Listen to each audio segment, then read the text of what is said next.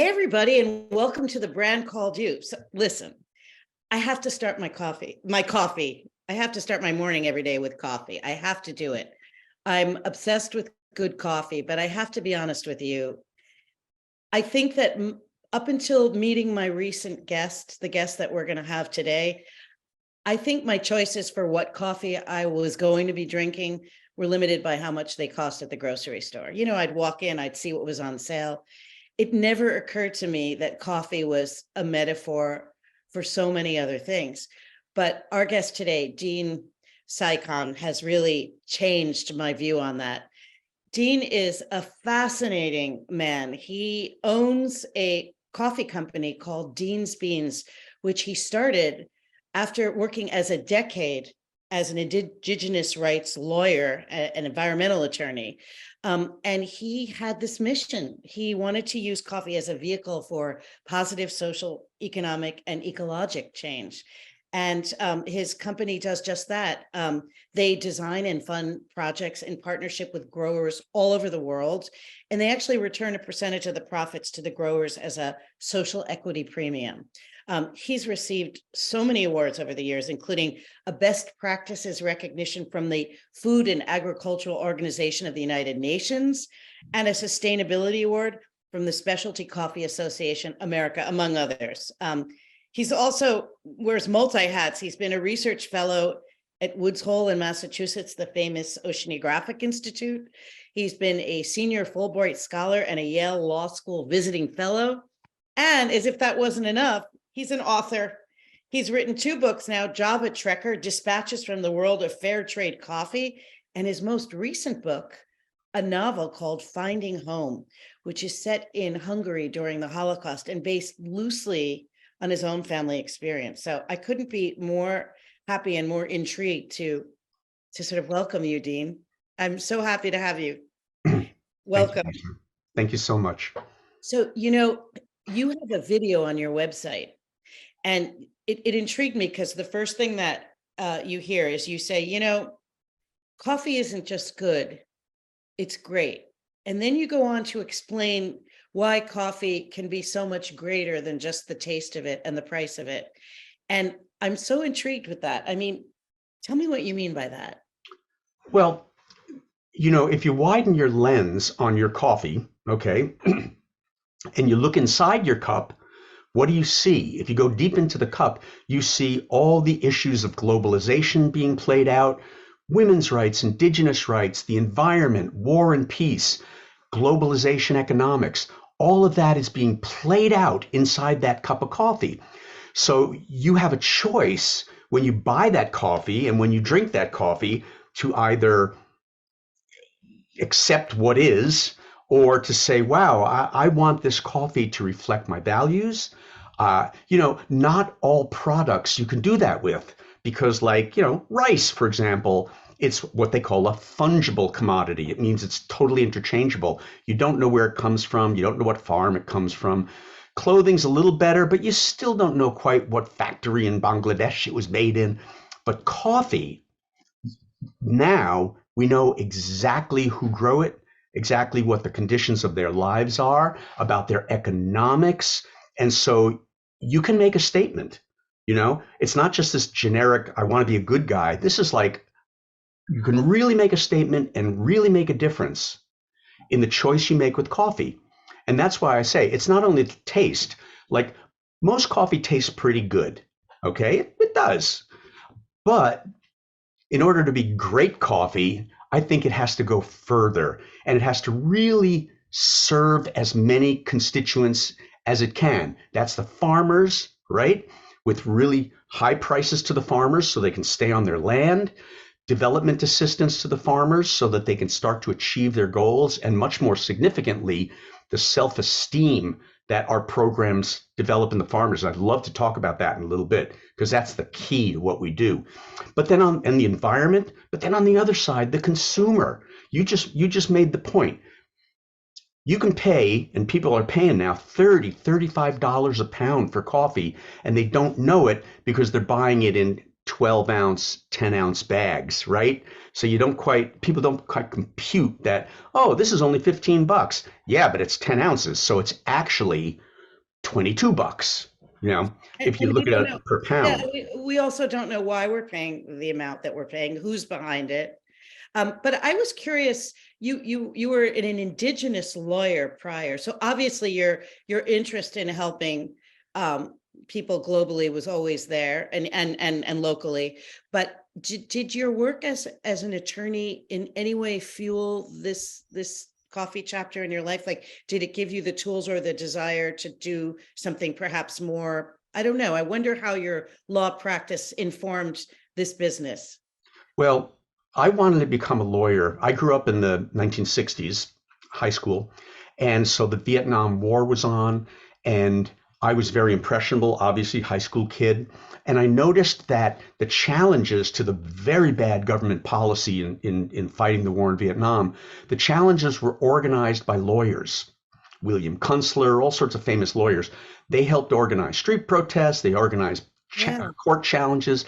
And I said, wow, if I want to be an effective participant in making this world a better place, which I do, I got to be a lawyer. And so I went to law school with that idea. Then I went and started practicing law with that idea. But I soon found that, pardon the pun, but I didn't have the constitution to be a good lawyer. I didn't like other lawyers. I didn't like being in a room with other lawyers. I didn't like all the paperwork. I didn't like the posturing. It wasn't about the search for the truth. It was about winning. So I knew that the tools I had gained as a lawyer were really, really important. And so I started to apply them to the environment and to Indigenous peoples in the US and Canada for treaty rights, fighting hazardous waste facilities, fighting large scale destructive mining. And that was really important and empowering to me as well as useful to the people. So then here's how it started. I didn't know anything about coffee. I was giving a lecture at the University of Rhode Island on the causes of deforestation in Brazil, which are really about ownership of land. Has nothing to do with cows, except Right. that they allow you to own the land. So I was giving this lecture, and afterwards, a professor came out of the audience and said, "Hey, I have a friend who has a cafe in Providence." Back then, they called them coffee shops, and he knows that the people he buys from in Brazil, right where you're talking about, are poor, and they're not getting the benefit of the trade in coffee. And he wanted to know, maybe you could talk to him and help him figure out what to do. I met with the cafe owner, and I did a little research, and I quickly found out that 85, 90% of all coffee farmers were indigenous peoples. So I said, oh, wow, well, I understand these populations. They're marginalized. They're not part of the decision making in the center of the country. They don't tend to speak the same language. They're slightly different culture. For example, in Latin America, the majority of farmers I work with do not speak Spanish. They speak indigenous languages. They can't understand Spanish. So they're out of the decision making, even on a regional level, right? And that's the way it is all over the world. So I already knew the population. And the second part of it was there was no international development organization actually working in coffee villages. They were working in the countries, but not focused on the problems of these marginalized coffee villages way up in the mountains. So we started one. We started Coffee Kids, the world's first international development organization devoted to coffee. So my role in Coffee Kids in those early years was to go to the villages, meet the farmers, and start to develop programs that met their developmental needs, not mine, not some big organization in the United States, but their needs. And from having worked with indigenous communities for 10 years, I understood that process. So that was great. It was great charity. We went to the big coffee companies and said, give us some money. And then we took that money and we built a little well or whatever. It was very nice. But I came to realize over about 5 years that nothing was changing, because the companies were still paying lousy prices for the coffee. The people still didn't have the capacity to make their own decisions, but the companies were advertising to their customers, look at these wonderful things we're doing, buy our coffee because we're good guys. And the consumer is getting the message, oh, No problem with the farmers and the environment because the companies are taking care of it. So the consumers are happily walking away ignorant to the fact that not only are they not changing things, they're helping to make it worse. So I decided, what am I going to do about this? I tried talking to companies at concerts and conferences and stuff, and all of a sudden I found the doors started closing. After being the poster child for development coffee, the doors started to close.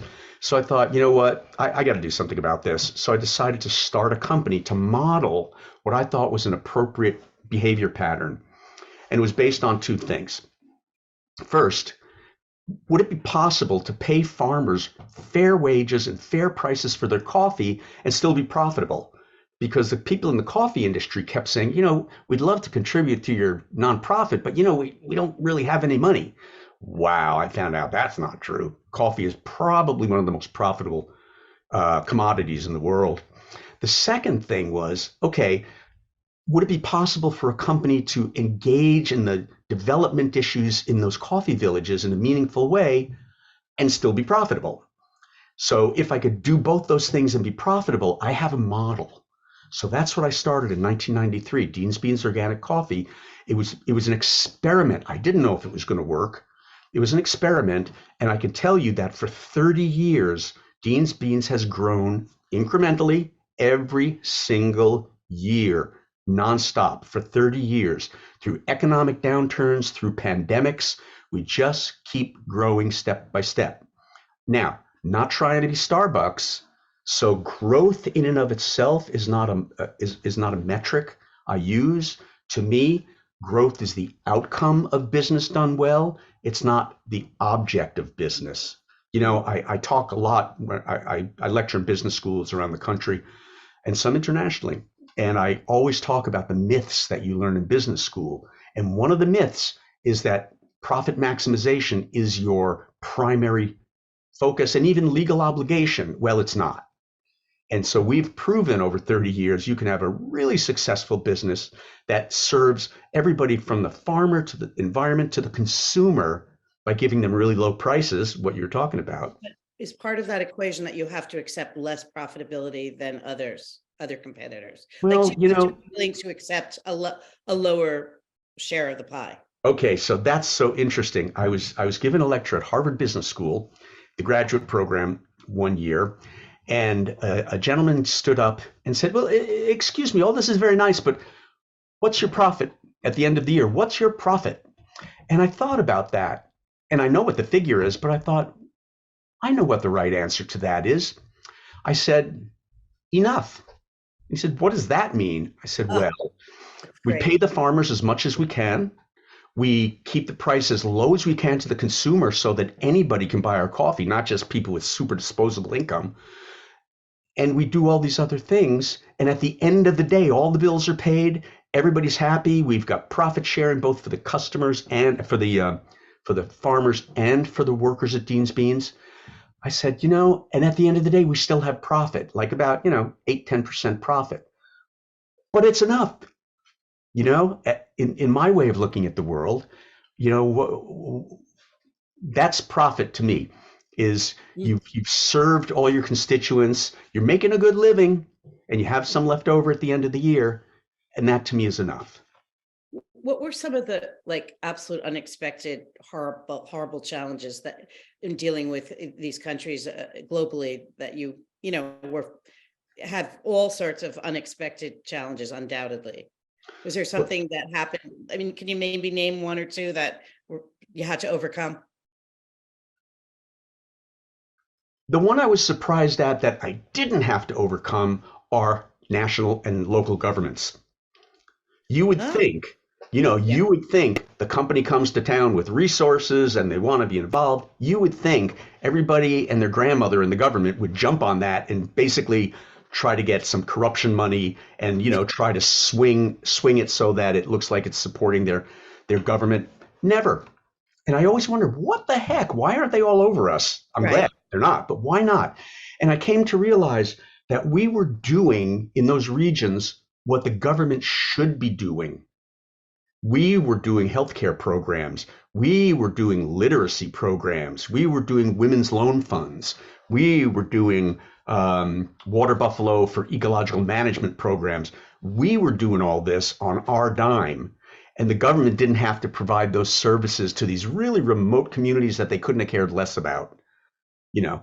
And so it was odd, but it's actually worked to our benefit. Now, that's not true. In one country, Papua New Guinea, and also in Kenya, government people tried to horn in and really turn it to their advantage. And in Kenya, I actually did run into uh, problems trying to go forward because I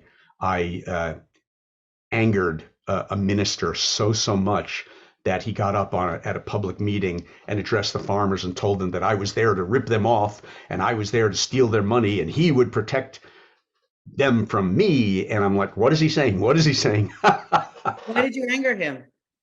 Pardon? What did I do to anger him? So we were going, I wanted to go up to this remote village where we were going to meet with a bunch of farmers.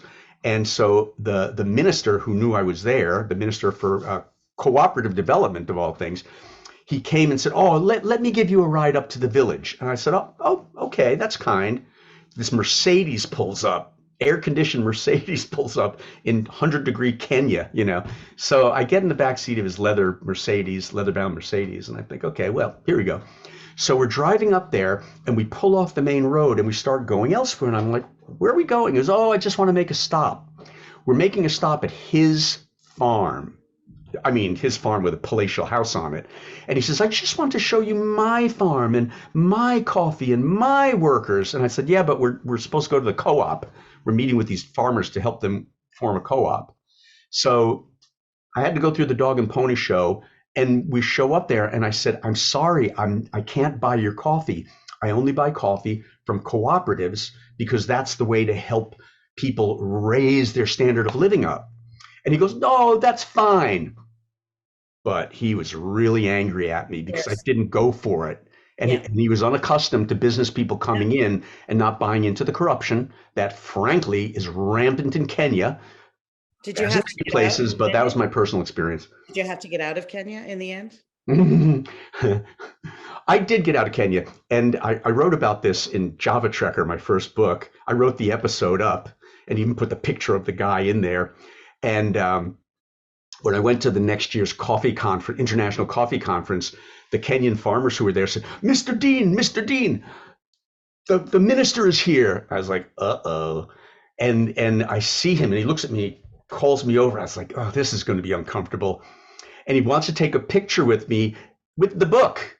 And I'm just, what's going on here?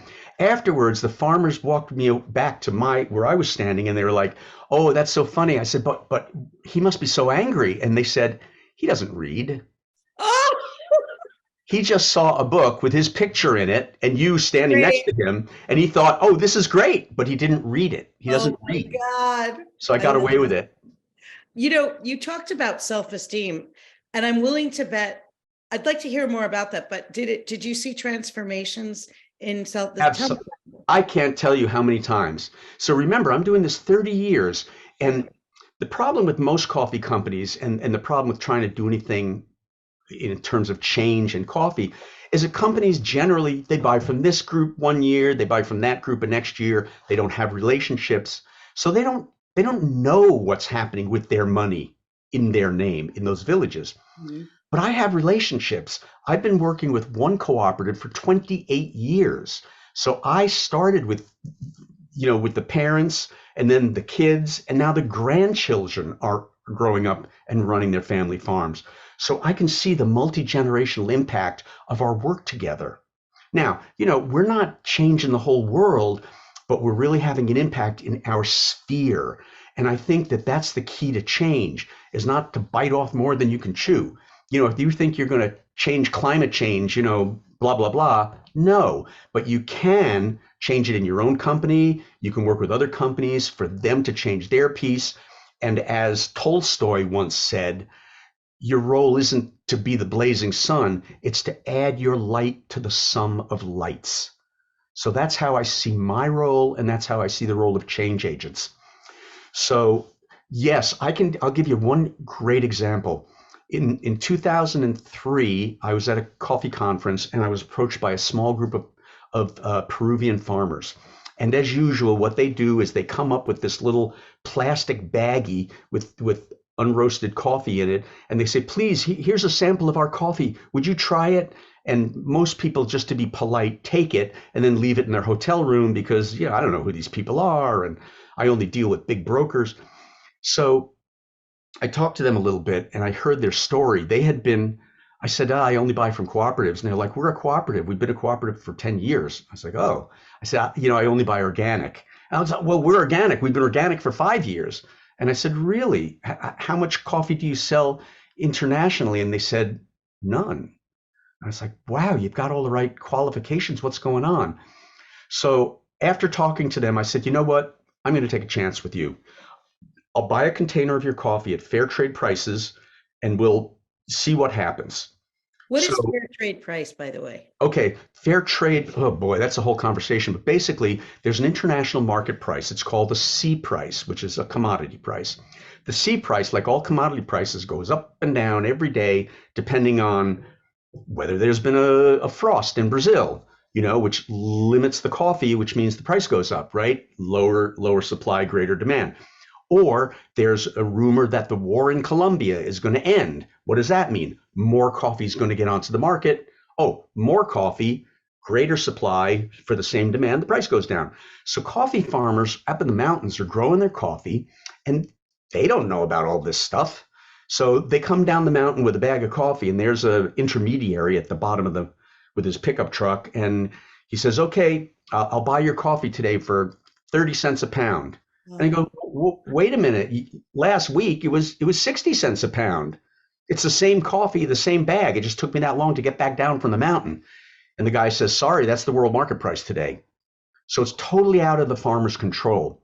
In fair trade, there are a number of conditions. One, the farmers have to be organized into a democratic cooperative that has its own power of organizing and education, and allows these small farmers, instead of selling one bag to an intermediary, it allows the farmers to collect their coffee together and be able to access the international market directly, going past all these intermediaries. So that's on the farmer's side. On the buyer's side, we promise always to pay at least the minimum price that fair trade requires, which is generally, right now, it just went up actually, but it's been about, for organics, $1.90 a pound. Now, a couple of years ago, the world trade price got down to 65 cents a pound. So you can see the difference it makes in helping farmers stay on their land and feed their kids. It's profound. So when I bought that first container from Pangoa in Peru, at the time it was $1.65 or something like that. We paid the $1.65. They've been selling coffee for 35 to 55 cents to exporters and on the local market. So we basically tripled their income. And what a difference that made. The first thing they did, they started a women's loan fund so local women could generate more income out of their houses. We're still working with that women's loan fund 20 years later. Okay.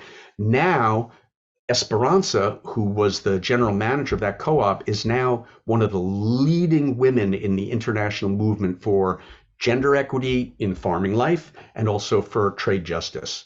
And I've seen her go boom, boom, boom from this shy, woman, asking me to buy her little bag of coffee to being a powerhouse on the world stage. She also trains other women to become leaders in the coffee communities. Yeah. So, add your light to the sum of lights. That's it. But I just want to stay with this theme of self-respect and of self-esteem, because I'm guessing that you have about 16 employees now. Is that? Yes. Mm-hmm. And before your late, which we'll get to, your retirement plans, but while the company was running, did you also make an effort to sort of give them extra benefits that they might not have gotten at another coffee place, for example? So we've had a pension plan, which nobody has anymore. Nobody. We turned that into a really muscular 401k plan when we just got so many employees for our little company that we couldn't even fund the pension plan. So we turned that into a 401k plan. And what we do with that is we give them 5% of their salary in the 401k plan, regardless of whether they put anything in or not. We encourage them to do so, but even if they're struggling and they can't because they're buying a house now or they Right. just had a kid. So that's a guaranteed 5% every year over time, that really, really grows. We have quarterly profit sharing and bonuses every quarter, like clockwork. We have full health care. Now, for your international viewers, that, in places where the government is more active in healthcare, that may not sound like something, but this is the United States we're talking about. And what we have is we pay 100% of the premium every month. We pay 100% of the deductible that you have to pay before the benefits kick in. Non-Americans don't even have any idea what a deductible Listen, is. it took me years to understand this, and I still have to refresh it in my mind. So there's 3 levels, right? You pay the premium, you have to pay the deductible before you start to get any actual benefits, but then you have to pay what's called the out-of-pocket before you actually get serious health care, right? We pay all of that, not only for the individuals, but for their families. That is a benefit that can be $30,000-$40,000 a year. When someone has a baby, in other countries, it doesn't cost anything sometimes. In America, it costs, even with healthcare. How much time do women take off when they have a baby? Well, we have a 3-month paid maternity leave and a 1-month paid paternity leave. Excellent. Okay. But now Massachusetts, we were also very active in legislation in both on the local and national level. We do a lot of lobbying, and we lobbied for a thing called the Pregnant Workers Fairness Act and also the Paid Family Sick Leave Act. So what that means in Massachusetts is that a woman who gives birth can have, oh my God, is it 6 months, maybe 9 months even, that we're required to keep them on the books, and the government gives them a stipend, but we also give them a stipend. We don't have to, but we do.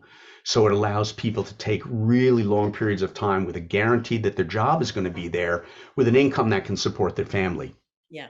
So that's a major benefit. I want to start crying. I mean, I ended up moving to the Netherlands in large measure because I had a pre-existing condition. Yeah. And it was costing me so much money for healthcare that I ended up fleeing the country. And it was only after I got into a country where healthcare was reasonable that I realized how stressful and sad my life had been. And so you're giving back so much to your employees, but now perhaps the most interesting is you've decided at 70 to finally retire, or I don't even want to say retire, but to give up to rewire. I'm going to rewire. I love it. You've decided to sell your business, and from what I understand, you originally did consider various people that wanted to buy it. And tell me what you decided. Tell the viewers what you decided. So originally, I always wanted to make sure that Dean's Beans stayed on mission. We have a beautiful thing going on, a unique thing that serves everybody. So why rock the boat? So I said, well, what can I do to enshrine the mission going forward? I talked to some, progressive business people, and they say, Dean, business is like a house. When you sell it, you got to forget about it. And I thought, maybe you want to do that, but I don't. This thing is more than a business to me. It's a lifestyle. It's a mission. So I looked at different ways that I could embed the mission, like creating a voting trust, which Patagonia just did. I've been talking about it for 16 years.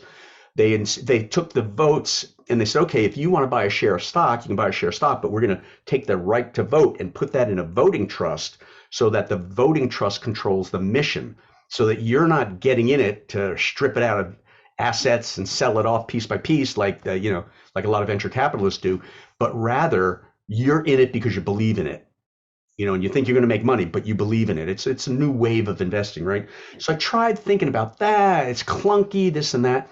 Anyway, I was approached by a number of very good people I've known in different businesses and law, about the possibility of buying Dean's Beans and keeping it on mission. And I was like, great. So I'd start to have these conversations with folks.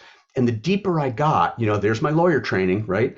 The deeper I got, the more it was really about money at the end of the day. They liked feeling good about Dean's Beans because everybody loves Dean's Beans. But at the end of the day, they were like, how can I increase my income? And can I bring 4 or 5 of my buddies from this other company aboard? And how are we going to make room for that? And I said, well, the only way to make room for all your friends and to increase the money you're going to get is what? You have to increase sales. To increase sales, you have to hire more salespeople. So there's an expense. To increase sales, you have to get more machinery, big expense. And maybe you have to get another building or expand the building, major expense. So now you've taken on all this debt so that you can achieve your greater goals. And right now you've got a company that has no debt, is totally positioned for growth and happiness in the future. Why rock the boat? Because they're thinking about making more money, you know? So those people were out. And unfortunately, that's been the way for what I call progressive founders for a long time. Now I'm talking about Ben and Jerry's. I'm talking about Stonyfield yogurt, Honest Tea, Tom's of Maine.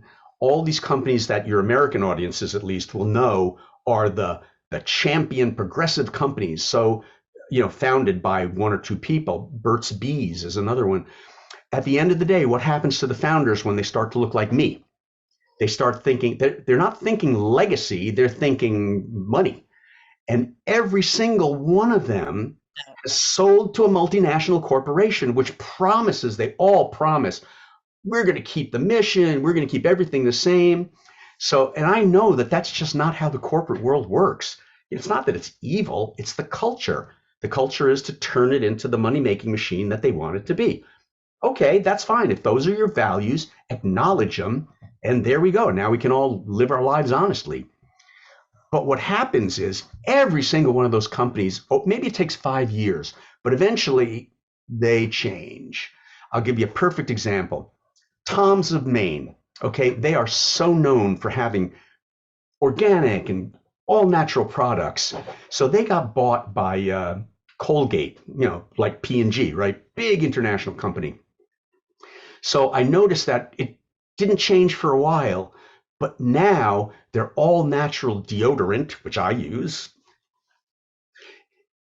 contains aluminum, which is sort of the big bad element, on putting on your body because it's been associated with Alzheimer's over time and all sorts of things. So they never had aluminum in there because they said, we don't do that. We're an all natural company. But I just noticed on their new packaging, there it is. And it's so small, you can't see it. It used to say on the front of the package, no aluminum. Now it doesn't say that. And there it is, aluminum buried right in there. So that's an example of how this thing's happened. So what you ultimately did was decide to give your company to the employees, right? Well, who else better both to keep the mission going on and who deserves it more? Because some of the employees came up to me and said, Dean, if you sell to these guys, well, what'll happen if they cut our benefits? I was like, what happens if they fire this guy or that guy, or what'll you do? And I said, if I do this, I won't be able to do anything. And that'll change everything. And then I'll feel awful, totally betrayed. So I said, you know what?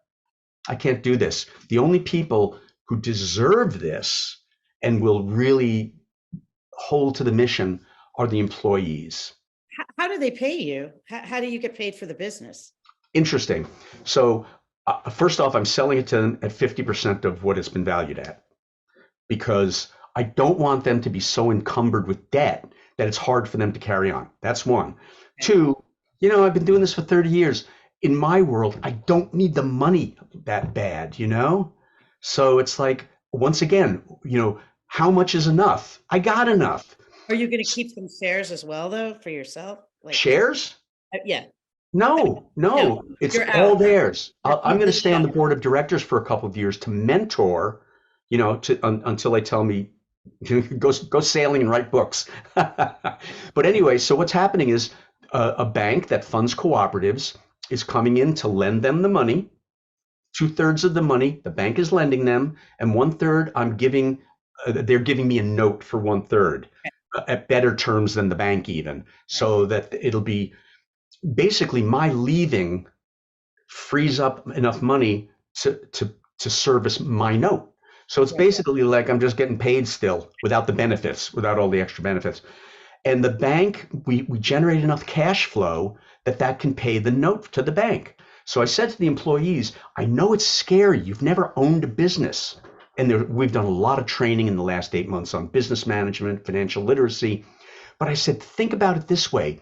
You're actually not spending anything out of your life except, a $5,000 down payment on the shares, which you'll get back in a year of profit sharing. But you're going to own this company without actually paying for it, right? The business will have debt, but the business can pay the debt without you having to kick in anything. It's such a gift, and they know it and appreciate it. Beautiful story. I feel so bad. We're already out of time. I have to mention that on top of everything, you managed to write a book called Coming Home, which is really based on a Holocaust survivor trying to come back after the war, right? I don't know. It's a very little known story. I was doing research on something else, and I came upon this story of some survivors of Auschwitz going back to their hometown only to find out that their homes and their businesses are all owned by their former neighbors and friends. Dean, did you know that my mother is a Holocaust survivor? We were in Auschwitz briefly. They were in a series of labor camps. And after the war, my grandmother tried to go home to get her jewelry, and she was beat up by Russian soldiers. Everything was stolen. And it's my story. And It is your story. and I tried to go back. I did go back to the house years later to see it, but I have to. I'm going to stop there only because we're out of time. But I'm going to put a link to your book and to the reviews, and I think it is just so fascinating that you've taken up this world as an author and talking about something that's so meaningful to you, and just your whole life has been fascinating. So I can't thank you enough for. Well, I've been blessed to have I've been blessed to have tons of opportunity, and I'm grateful that I've had the intelligence and the courage to go after it, because it's both luck and skill and grit. The brand called you. You got to have all that stuff to be successful. You have all that stuff. Yeah, And, yeah, I'm doing all right. I can't wait to read about and follow up on your next chapter, which I inevitably will be something very exciting. I'm sure. I've already got stuff in the works. Oh, I can't wait. Thank you so much. Thank you so much. Thank you, Lisa. It's been a pleasure. Appreciate it. Okay, bye-bye. Bye.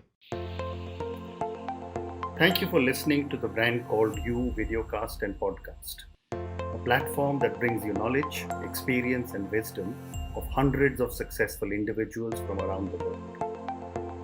Do visit our website www.tbcy.in to watch and listen to the stories of many more individuals. You can also follow us on YouTube, Facebook, Instagram, and Twitter. Just search for the Brand Called You.